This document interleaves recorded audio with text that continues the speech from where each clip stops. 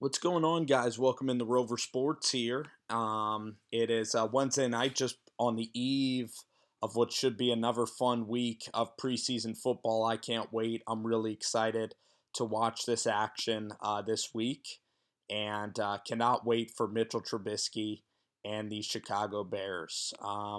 Mike Glennon scored before the half, and as some of you alluded to in the comments, even before this review, Mitchell Trubisky is being treated very poorly by the Chicago Bears, as even Mark Sanchez is getting time ahead of Trubisky. They're trying to protect Mike Glennon and these $15 million.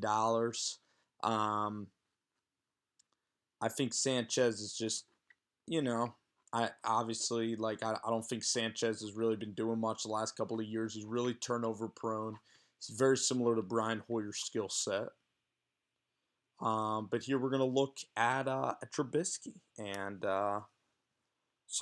essentially here with this play, nobody most must be open, but I like the way he's still looking downfield, and that's good movement in the pocket. Like, even though Mitchell Trubisky takes sacks in this game, there's no one open. You sometimes have to eat the football. Now it is sad because I just talked about last week how Mitchell Trubisky is so, how all his plays are positive plays. So this shouldn't happen. Hopefully, he'll be able to throw this one to the sideline and have a safety valve, like even 25 there. He can try to throw it in only a place where he can get it. But it's not like Trubisky is flat-footed in the pocket. He's still desperately trying to get this football away, and pretty decent play by the Cardinals. Look at this play right here. This is very, very advanced stuff from a rookie. Look at Trubisky. This is something that none of the other rookies are doing. And ironically, the other rookies don't get to play in the third string. They've been elevated to second and first. But look at Trubisky there. See how he purposely goes to the other side and then goes to his hot, which is Tanner Gentry. He probably even saw Williams there, the cornerback of Arizona. Look, he notices him playing off Tanner. So as Tanner's running this route, Williams is already leaning back, so he knows that he's going to have his hot receiver right here. He sees the ball. Gentry wins the route, and it's a solid, and he throws it to a place where Tanner can get it. It's a solid, 7-yard completion there.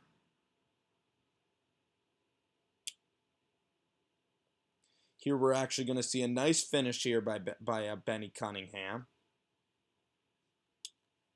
This next play is enjoyable in a lot of senses because I think we're going to be seeing Trubisky to Gentry for a long, long time in Chicago.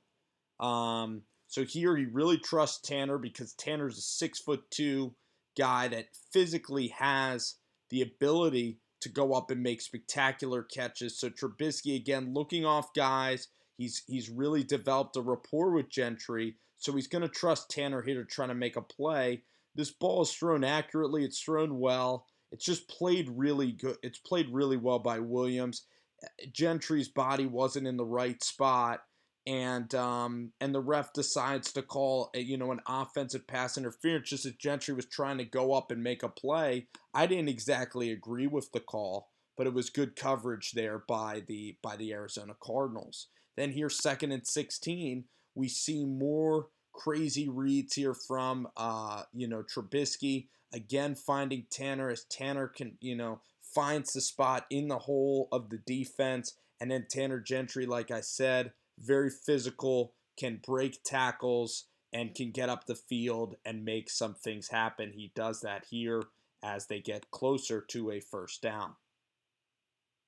Here Tanner shows off the arm strength, tries to fit it into a tough window. Really a lot of velocity rolling right. That's where Tanner Gentry's at its best. Is play action bootleg, and similar to C.J. Beathard actually of the Niners. Here Tanner was about to throw the ball, but he got cold feet. His footwork's not the problem. In fact, I think, Mitch Trubisky works really well on his footwork. I think his footwork's awesome for a young kid. There he was going to throw it, kind of a little bit of PI if you actually look there.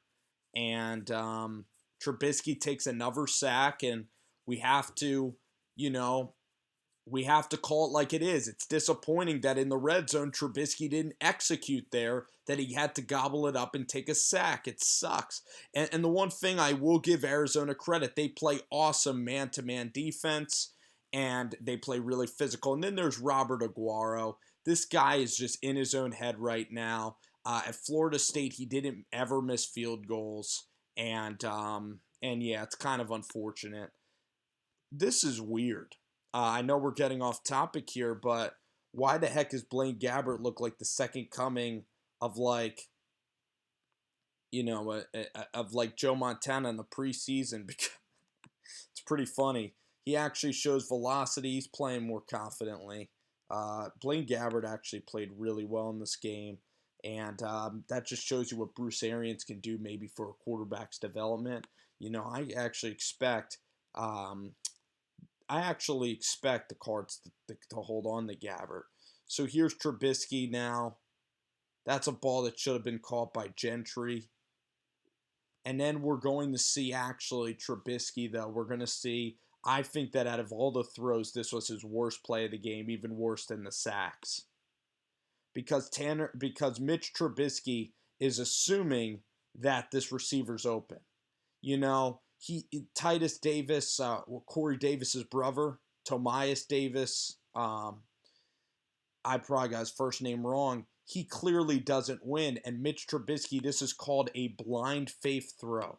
I just made that up actually, but it's blind faith in that he assumes it's. By the way, it's press. So why does he think he's automatically going to win? I'd be more comfortable if the guy was playing off, but it was press coverage.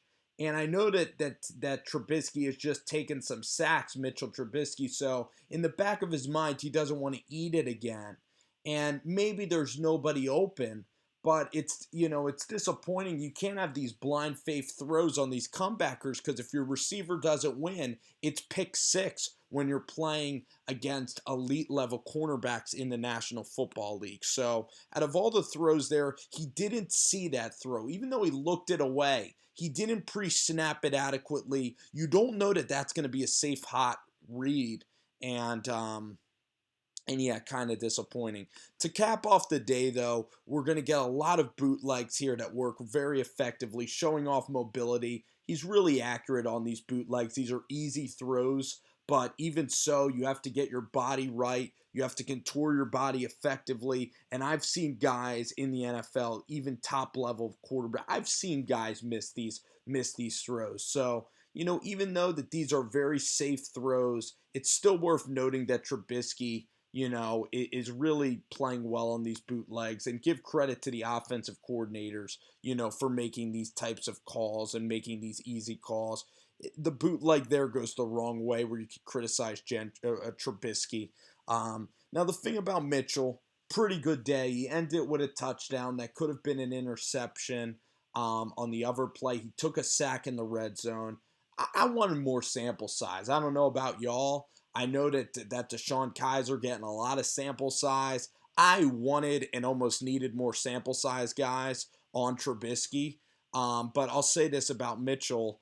I thought that the kid is looking good. I love the off-read stuff. His footwork continues to impress. The deep throw to Gentry that was even incomplete was a good 30, 40-yard throw accurately. Want to see them stretch out the playbook. And guys, week 4 of the preseason, we will get to see Davis Webb and Mitchell Trubisky. We will get to see these guys play a ton. So game 4, in many ways, will be just as exciting as regular season football for Bears fans because we get a whole day of Trubisky. And of course, if Trubisky does well, the mainstream media will say, well, it was against third stringers. So a lot of pressure, no win situation there against the third string. But at least we get to see Trubisky play an extended role. I want to see this dude completing 2 or 3 quarters worth of film. All right, guys, we'll see y'all. Mitch Trubisky, week 2.